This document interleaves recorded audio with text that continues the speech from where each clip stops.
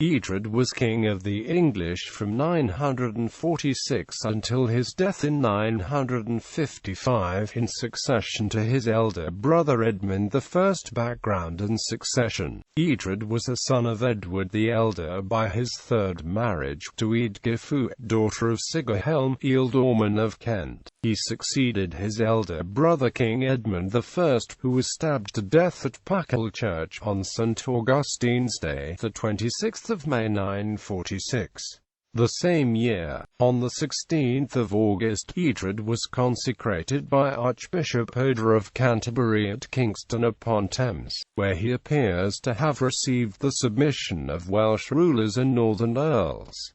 Trouble in Northumbria. The Anglo-Saxon Chronicle for the year 946 records that Eadred reduced all the land of Northumbria to his control, and the Scots granted him oaths that they would do all that he wanted.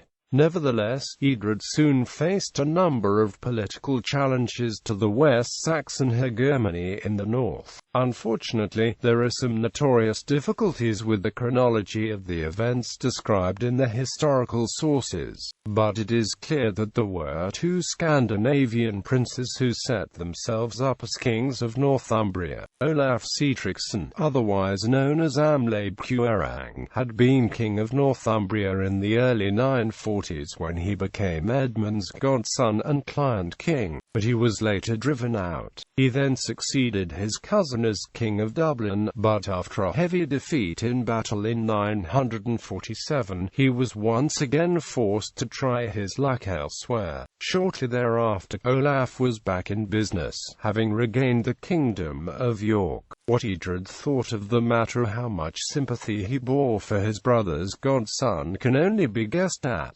but it seems that he at least tolerated Olaf's presence. In any event, Olaf was ousted from the kingship a second time by the Northumbrians, this time in favour of Eric, son of Harald, according to MSE of the Chronicle. The other player in the game was Eric Bloodaxe, previously king of Norway. After a number of successful operations elsewhere, he came to Northumbria and appears at some point to have set himself up as king. King Eadred responded harshly to the northern defectors by launching a destructive raid on Northumbria, which notably included burning the Ripon monastery founded by Saint Wilfrid. Although his forces sustained heavy losses in the Battle of Castleford, Eadred managed to check his rival by promising the latter's supporters even greater havoc if they did not desert the foreign prince. The Northumbrians appeased the English king and paid compensation. The Historia Regum suggests that the threat of an independent Northumbrian king had come to an end in 952, when earls finally took over the helm. Health conditions and death.